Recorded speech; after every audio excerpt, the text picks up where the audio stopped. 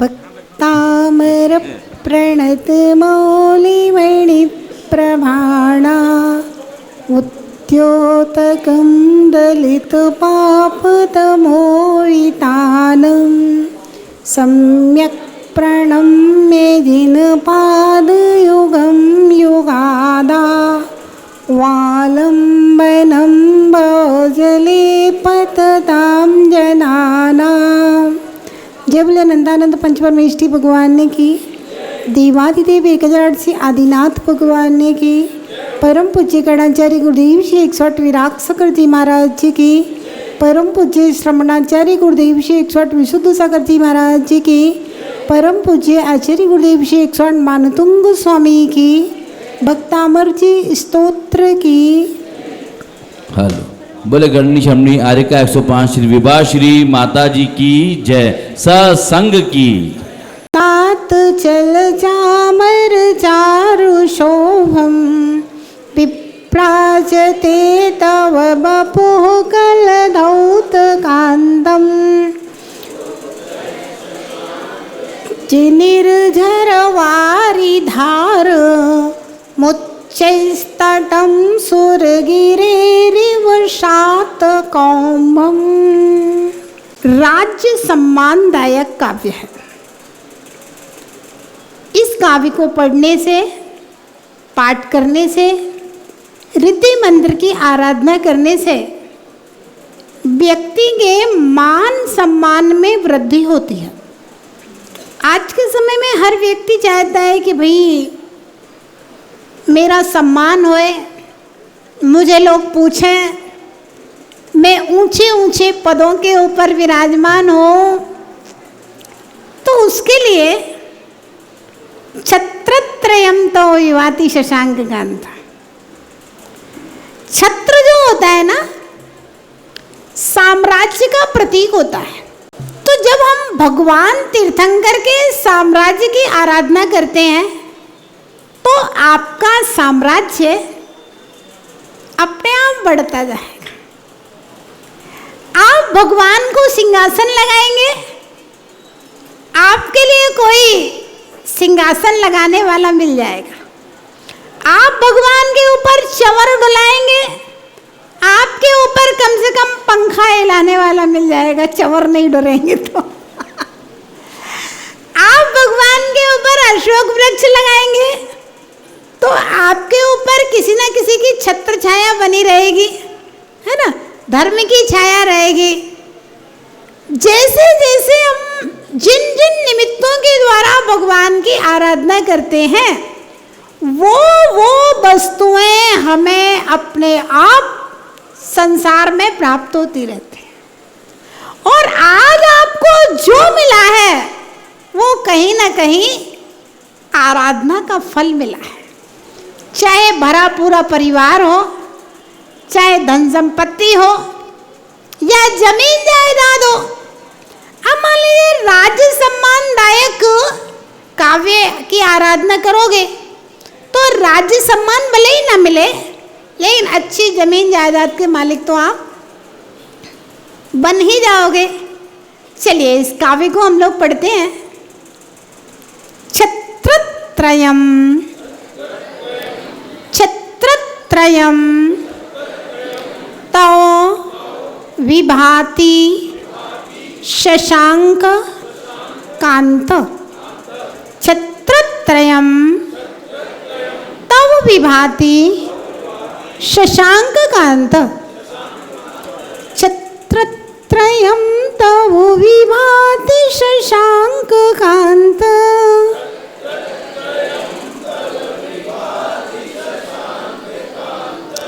मुच्चहि स्थितं स्थगित भानु करप प्रतापम। मुच्चै स्थितं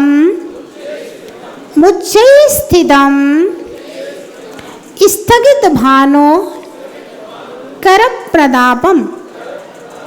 मुच्चै स्थितं स्थगित भानु करप प्रतापम।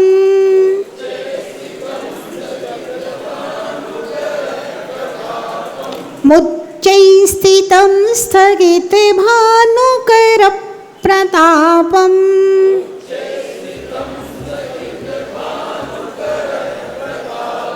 मुक्ताफल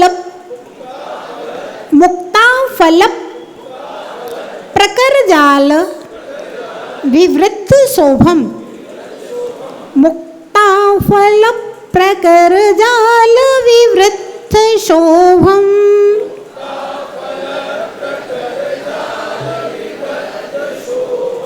प्रख्यापयत त्रिजगतः परमेश्वरत्वं प्रख्यापयत त्रिजगतः परमेश्वरत्वं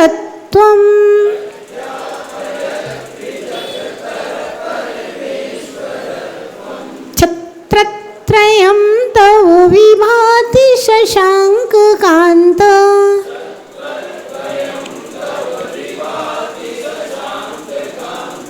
मुच्चैस्थितं स्थगितभानुकर प्रतापम्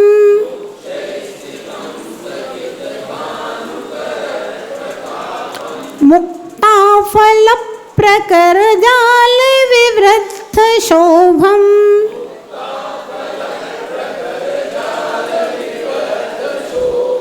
प्रख्यापयत त्रिजगतः परमेश्वरत्वम्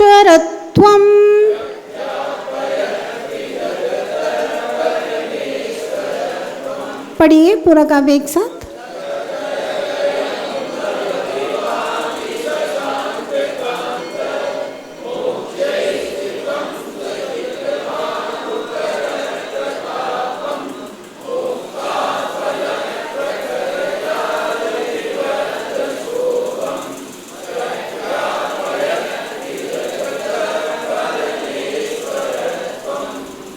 यहाँ पर आचार्य भगवान मानतुंग महाराज कह रहे हैं छत्रत्रयम।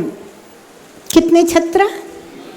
3 छत्र। एक छत्र नहीं लगाना चाहिए भगवान के ऊपर, 3 छत्र।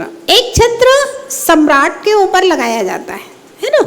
भगवान के ऊपर 3 छत्र, क्योंकि सम्राट होता है वह एक पृथ्वी का स्वामी होता है, लेकिन तीर्थंकर परमात्मा 3 लोक के स्वामी हैं। तो 3 लोक के स्वामित्व को बताने के लिए भगवान के ऊपर 3 छत्र लगाए जाते हैं। नीचे सबसे बड़ा, फिर उससे छोटा और फिर उससे छोटा, इस क्रम से छत्रत्रयम हे भगवान 3 छत्र। तब यानी कि आपके विभाति है ना, शोभायमान हो रहे हैं। 3 छत्र आपके शोभायमान हो रहे हैं। कैसे हैं छत्र? शशांक कांत, चंद्रमा के समान कांति वाले हैं वे छत्र। कहाँ पे है वो छत्र? उच्चै स्थितम। कहाँ पे? ऊपर, आपके ऊपर लगे हुए हैं, नीचे नहीं रखे हैं, ऊपर। उच्च स्थितम, ऊपर लगे हुए हैं। और उन छत्रों के द्वारा क्या काम हो रहा है?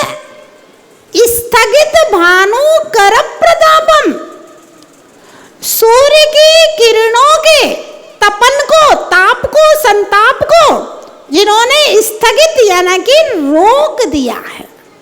2 लाइनों का अर्थ फिर से देखिए। छत्रत्रयम 3 छत्र, तव विभाति आपके सुशोभित हो रहे हैं। कैसे है छत्र? शशांक कांत, चंद्रमा की कांति की तरह है। कहाँ पर स्थित है? उच्च स्थितम, ऊपर स्थित है। और उन छत्रों के द्वारा क्या हो रहा है?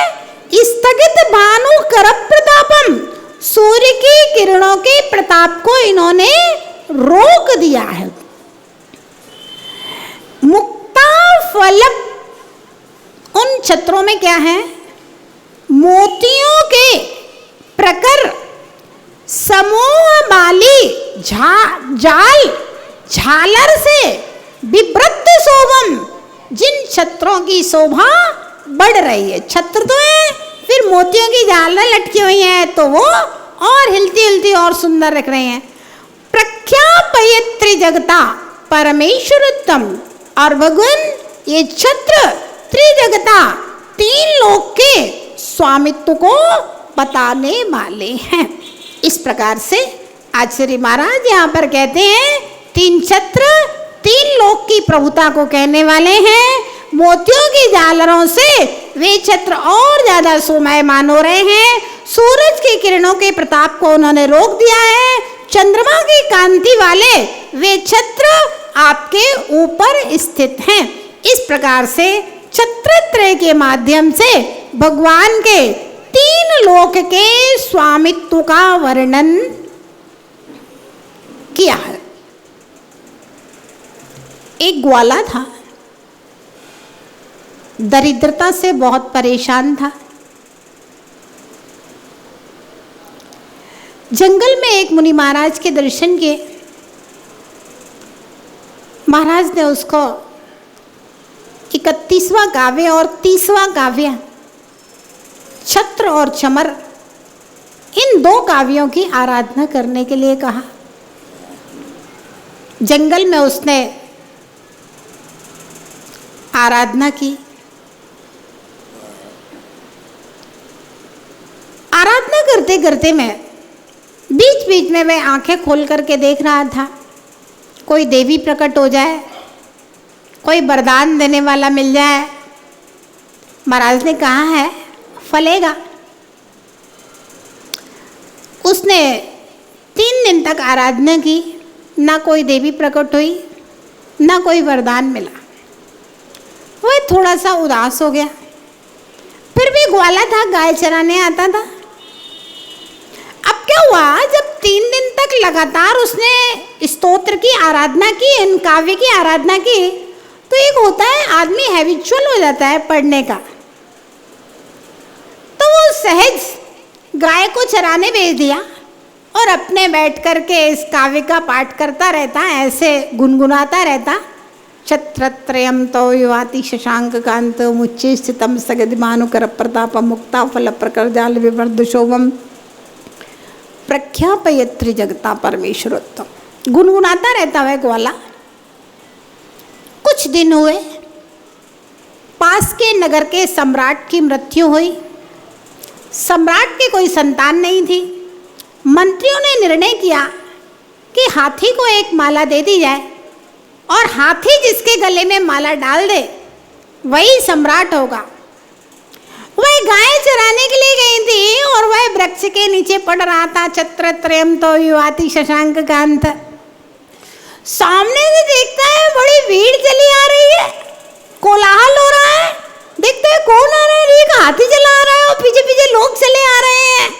वह भी बड़े आश्चर्य के साथ में खड़े होकर के देखने लगता है और देखता है हाथी उसके एकदम नजदीक आ गया तो वह एकदम से डर गया ग्वाला, और हाथी ने माला उसके गले में डाल करके सूंड से उसको उठा करके अपनी पीठ के ऊपर बिठा लिया और सब लोग नवीन सम्राट की जय जयकार करने लगे।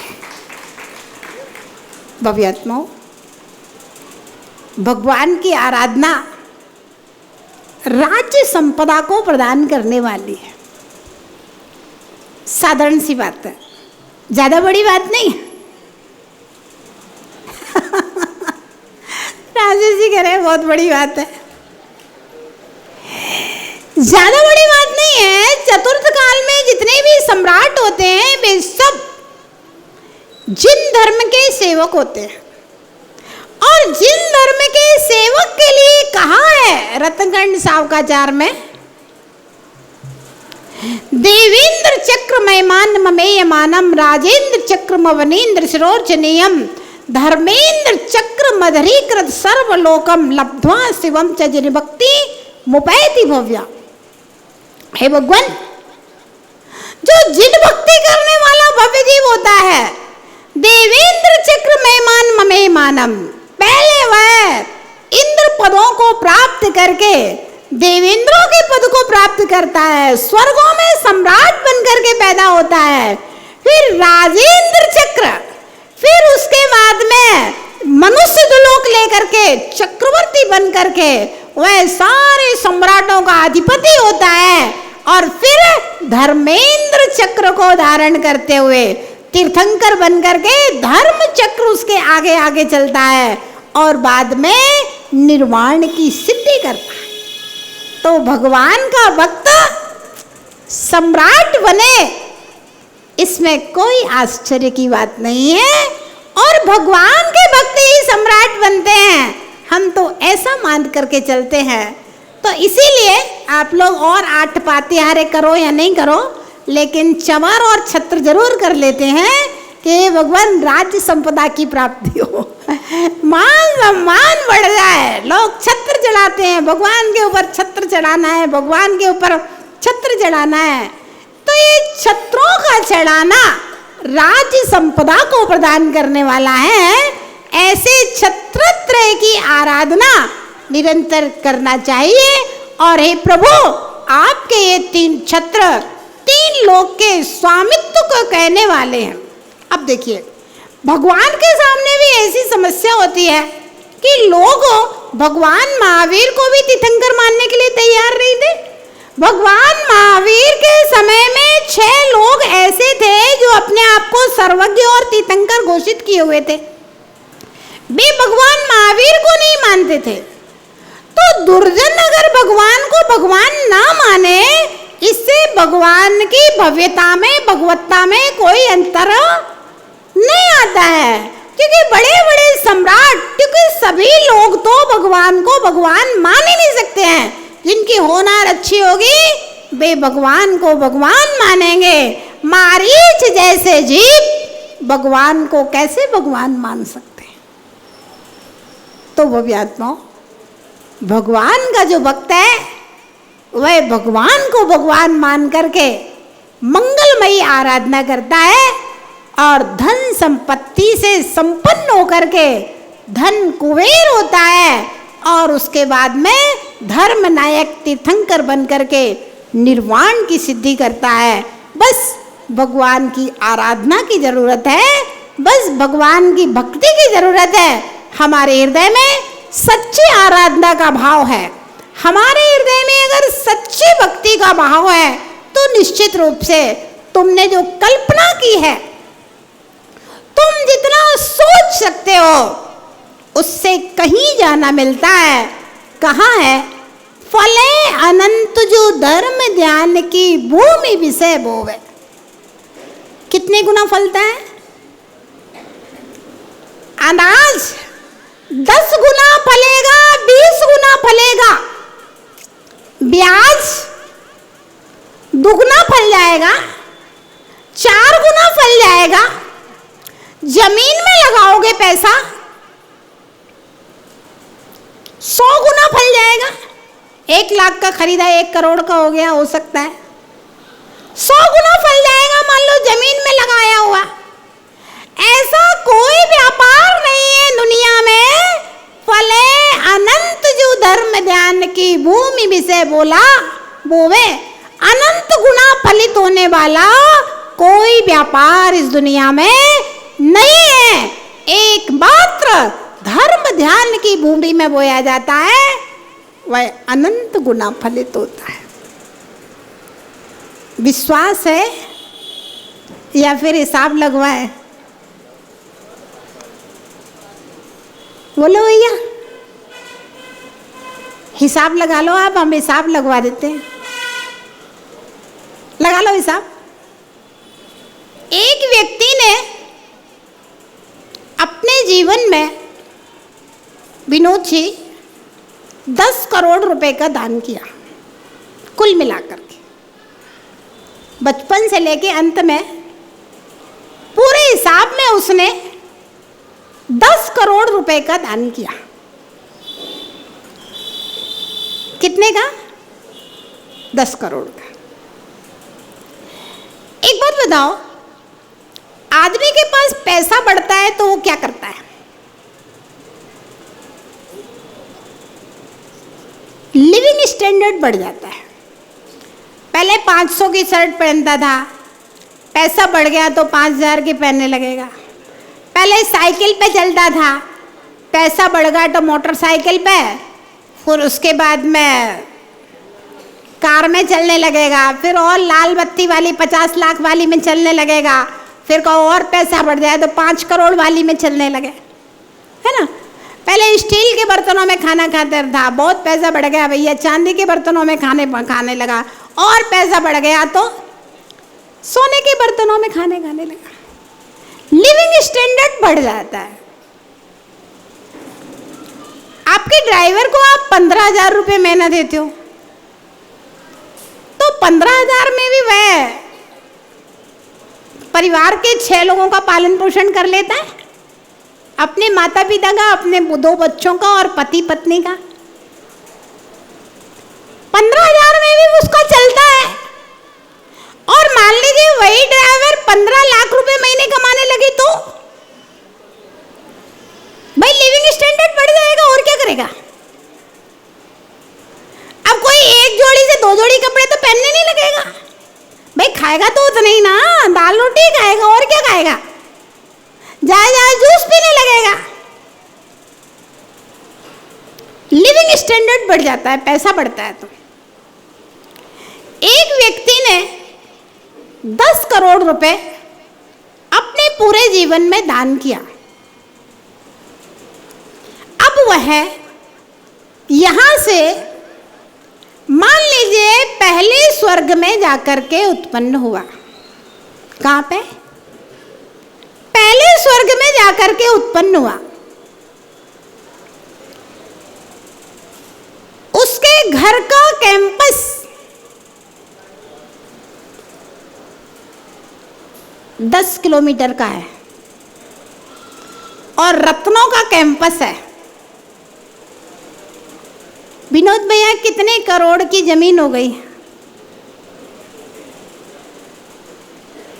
स्वर्ग के महल का कैंपस मान लो 10 किलोमीटर का है, कोई बड़ी बात नहीं है। देवों के बड़े बड़े गार्डन होते हैं, बड़ा बड़ा सब कुछ बहुत बड़ा बड़ा होता है। उस घर में 7-8 मंजिल उसका महल है, चांदी की छतें हैं, सोने की दीवारें हैं और रत्नों का फर्श है। अब 1 किलोमीटर का जो महल बना हुआ है, कैंपस 10 किलोमीटर का है, महल मान लो 1 किलोमीटर में बना है। 1 किलोमीटर के महल की कितनी कीमत है? हम हिसाब लगवा रहे हैं। फले अनंत जो धर्म ध्यान की भूमि विषय बोवे, इस लाइन से डिटेल आपको करवा रहे हैं। वो 1 किलोमीटर का महल रत्नों का, सोने का, चांदी का कितने करोड़ का है? जहां एक डायमंड छोटा सा अंगूठी में 2 लाख का लगा हुआ है, एक चूड़ी 10 लाख रुपए की है, वहां पर डायमंड के खंबे लगे हुए हैं। कितने करोड़ का वो महल है? जैकी सेन साहब कितने करोड़ का? पटौदी जी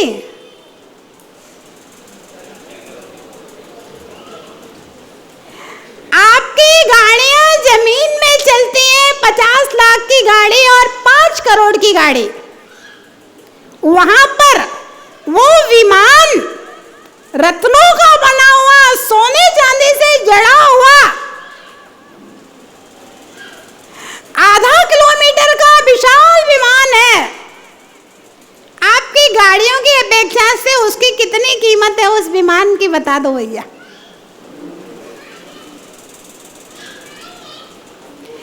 आप अपने कमरे में एसी लगाते हो, वह पूरी प्रकृति में एसी है। आपके एसी के सामने उस एसी की कितनी कीमत है बता दीजिए। आप साधारण से वस्त्र पहनते हो और भले ही डायमंड 9 चमकते तो है नहीं है। अगर कोई देव यहाँ आ जाए तो उसके मुकुट की चमक से, मणियों की चमक से पूरा ये हॉल में प्रकाश हो जाए। कितने कीमती वो रत्न होंगे जो उनके मुकुट में और वस्त्र आभूषणों में लगे हुए हैं।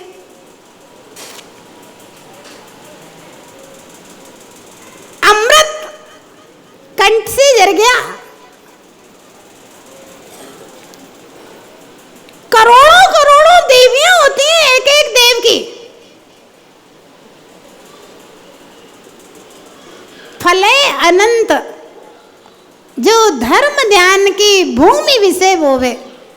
कितने दिन के लिए? यहाँ 30 साल तो पढ़ते पढ़ते गुजार देती हूँ, फिर नौकरी लगी या धंधा पानी किया, 60 साल में बूढ़े हो गए, और मान लो 100 साल और मालकियत रह जाएगी, 100 साल की उम्र हुई तो उसके बाद तो सब छूटना है ना। वहां असंख्यात वर्षों के लिए पल्लियों और सागरों के लिए इतनी सारी संपत्ति मिली है। कितने दिन के लिए? पल्लियों और सागरों के लिए असंख्यात वर्षों के लिए इतनी संपत्ति मिली है। फले अनंत जो धर्म ध्यान की भूमि विषय वो है। धर्म ध्यान की भूमि में बोता है भैया। धन को, संपत्ति को, अपने समय को, अपने जीवन के कीमती अमूल्य क्षणों को धर्म ध्यान की भूमि में होता है। फले अनंत जो प्रदीप भैया, फले अनंत जो धर्म ध्यान की भूमि में से बोवे, अनंत गुना फलित होकर के मिलता है। मतलब हम सोच नहीं सकते, कल्पना नहीं कर सकते, हम तो मांग नहीं सकते भगवान से, इतना मिलता है, क्योंकि हमारी कल्पना से परे ये सारी चीजें। और फिर लौट करके आएगा। चक्रवर्ती की 9 दीदियां, 14 रत्न, वैभव सम्राट, राज्यपद, ये सब छत्रत्रयम तो विवाति शशांक कांत। छत्रत्रय के धारी तीर्थंकर परम देव की आराधना से, स्तुति करने से, है ना, उनकी भक्ति करने से इन सब चीजों की प्राप्ति होती है। इसलिए कहा फले अनंत जो धर्म ध्यान की भूमि में से बोवे, ऐसा कोई व्यापार नहीं है जिसमें अनंत गुणा फलित होता है। धर्म ध्यान की भूमि में अगर बो दिया जाता है तो अनंत गुणा फलित होता है। अचिंत्य फल, अचिंत्य फल की प्राप्ति होती है। हम सोच नहीं सकते, कल्पना नहीं कर सकते। बिन मांगे बिन चिंते धर्म सकल सुख देन। बिना मांगे बिना चिंतन किए धर्म सब प्रकार के सुखों को देने वाला है। लेकिन इन सुखों से भी वह भव्य विरक्त हो जाता है, इनको छोड़ करके भी मुनि बन जाता है और आत्म स्वभाव में लीन होता है। तो फिर सिद्ध परमात्मा बन जाता है, अरहंत होकर के सिद्ध हो जाता है, फिर शाश्वत सुख में लीन हो जाया करता है। वह सुख इन सब सुखों से अनंत गुणा अनंत काल के लिए कहा गया है। तो वो आत्माओं धर्म की वापिका में जो डूबा है वह अमृत की वापिका में डूबा है, और अमृत की वापिका में डूब करके दुख कहाँ हो सकता है, सुख ही सुख की प्राप्ति होगी। तो इस प्रकार से धर्म की वापिका में डूब के धर्म रूपी अमृत का, धर्म रूपी रसायन का रसपान करता है, उसके सारे दुख मिट करके उत्तम सुख का भोगी हो जाता है। समय आपका हो गया, आगे हम लोग कल देखेंगे। जय बोलिए भगवान महावीर भगवान की।